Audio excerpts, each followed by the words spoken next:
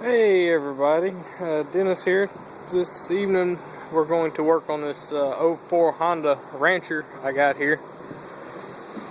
This is the, let's see, it's got the automatic or the manual button shift.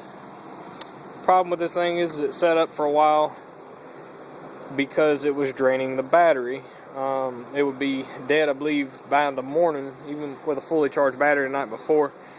But I gotta fix the running issue to start with before I can even do that. But a few months ago I took the carburetor off and cleaned it out and cleaned the fuel tank and I had it running. I actually drove it around just a little for a few minutes and parked it. That was about 2 months ago. Well, tried to start it last weekend, would not start.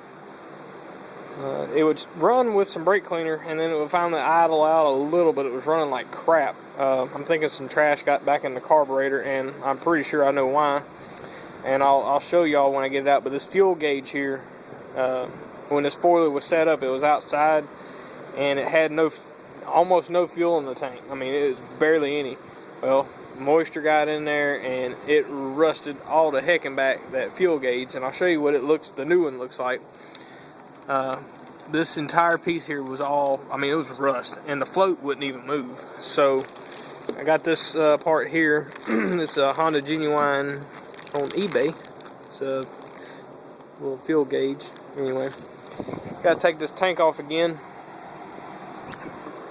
and that's what we're going to work on. So got to take the seat off again. Already got this thing kind of apart because I never put it completely back together when I worked on it. So, all right, first thing we're going to do is you got to take, let's see, this bolt here, and this bolt here out. That moves the shifter over so you can get the fuel tank out, and the fuel line just runs from under here down to the carburetor. Now I'm gonna go ahead and take this off because I got to drain the tank. It's got a full tank of gas in it, believe it or not, but it's all going into the bucket and it's going to be recycled or disposed of, I should say. Okay guys, right now I got this fuel draining. It's gonna take a minute. Like I said, this tank was full, and I want to say it's about a 5-gallon tank, and it was slap full. I'll go ahead and give you a rundown of what it is. Oh, I forgot about these two bolts right here. 10 millimeter, by the way, all of them.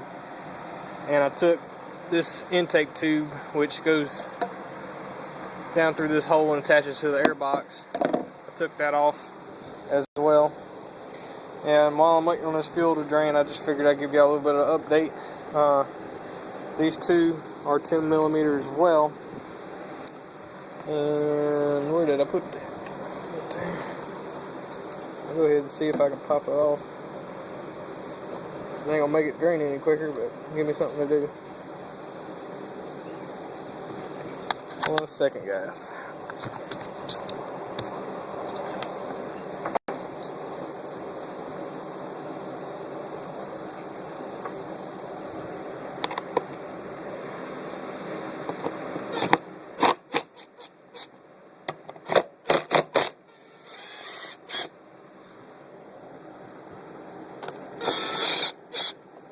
Whoop.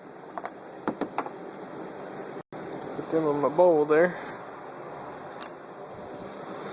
It should just lift right out. Well, that's the cover. Anyway.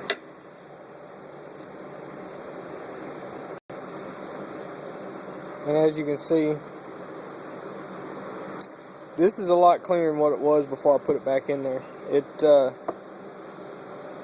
actually seized up again, but that's pretty nasty.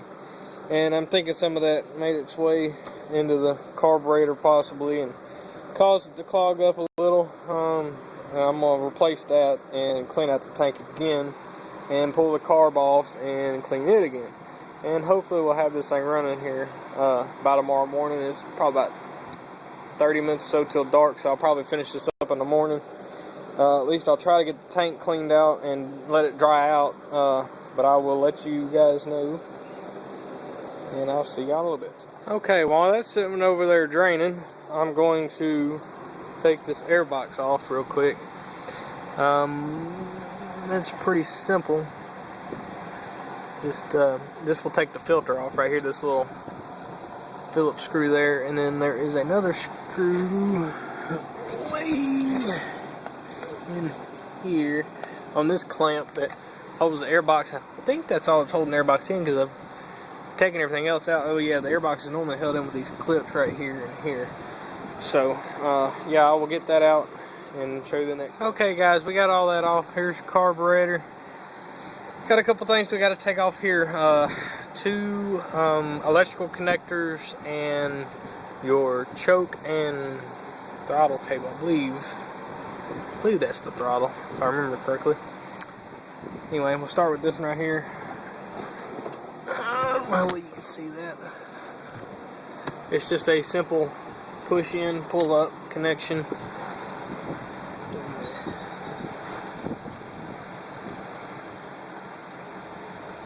I said it was simple. Of course, everything's got to be harder. Alright, there we go. Come on, there you go. And waterproof connectors can be kind of tough sometimes. Let me pull this vent line out so that wire's out of the way now. It's kind of difficult to get to, but if you can snake your hand in there, if you not cut yourself. I'm trying to get to that choke cable, and counterclockwise we'll back it off.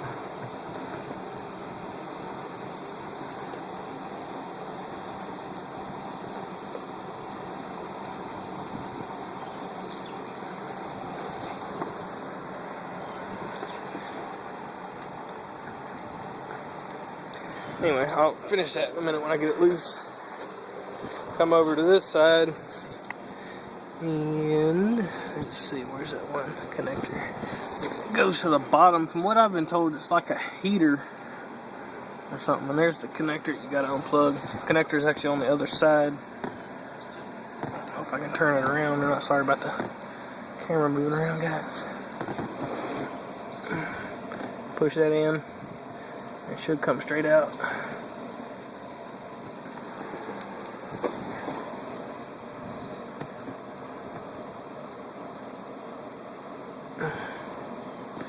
Get my old trusty pocket screwdriver.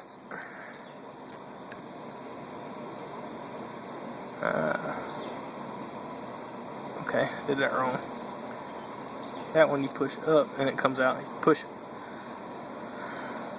up on this tab right here and it comes out. My bad. Okay,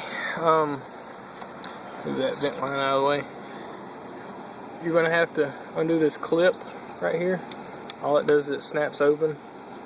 That comes loose. That's your idle adjustment screw, and the screwdriver sitting over there. I'm gonna need that Phillips to take. There's a cover on the throttle linkage. Right. Let's see here. Right up here in this corner, there's a Phillips screw, and this holds this cover on. So you gotta get your screwdriver in there and be careful with this because it can round. You need to have to get a pair of vice grips or needle nose vice grips.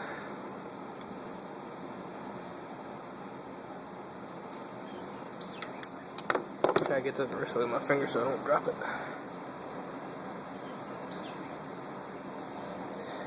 I don't know if y'all can hear that fan or not, but even with that on, I'm sweating bullets. Oh man, the humidity was terrible today.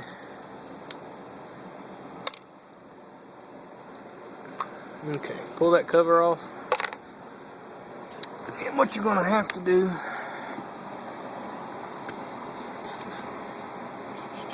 turn that, push that up. You're gonna kind of pull that cable down. Sorry guys, I'm trying to film all this at the same time. Pull that wire out. There you go.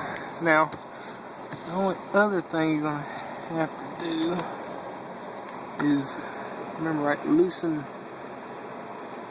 this lock nut. I'm trying to remember how that came out. Yeah, loosen the lock nut, and then you gotta twist that out. So let me find a, looks like it's a 10 millimeter. I can't remember if I had a 10 millimeter wrench over here or not. Oh. It's an 11. Let's see if it's close. If not, I'm gonna have to go find me a 10 millimeter wrench.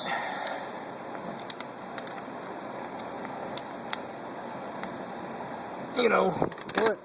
Now that I think about it, I had the toolkit laying out still. Apparently it got a little water in it from that rain. Yay. I need a shop. Oh.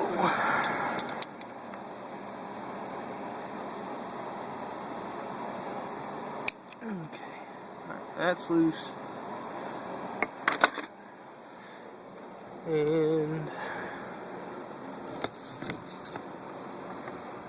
what I remember,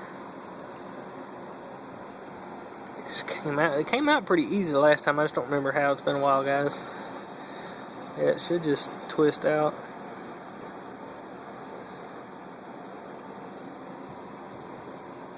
Sorry about the light, it's getting dark. Alright, and that's out.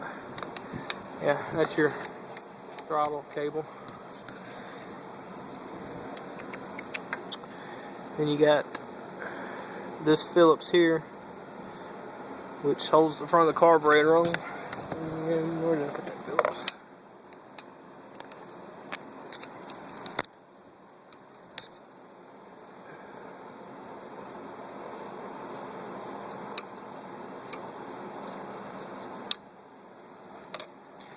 The only thing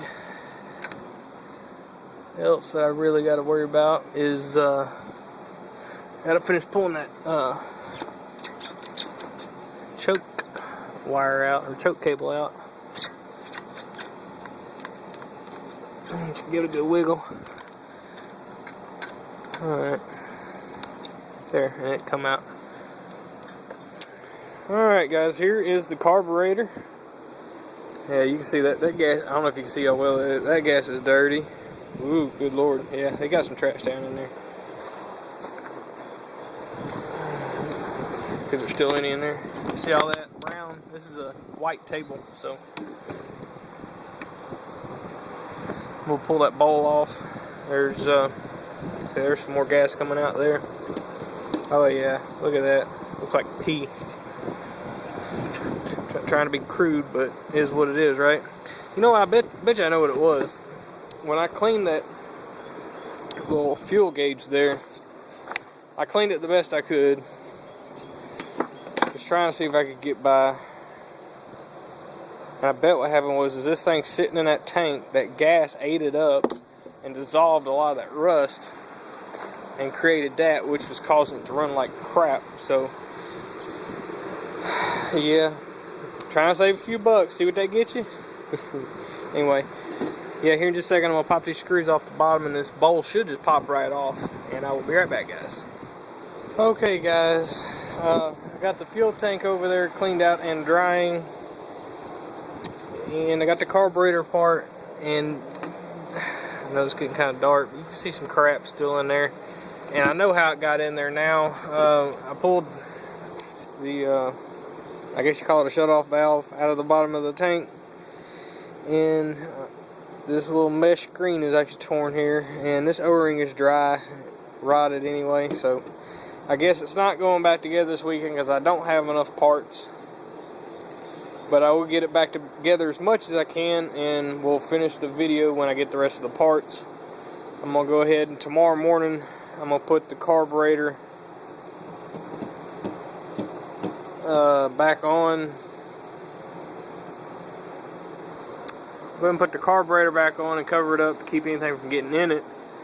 And you know, the fuel tank goes on top, so that's not a big deal. I can always do that later. But yeah, I'll go ahead tomorrow morning and I'll put the carburetor on back together. back on the four-wheeler. And until then, until we get this part in here, that will be it for this video. Stay tuned for part 2. Please comment, rate, and subscribe, and everybody have a great day.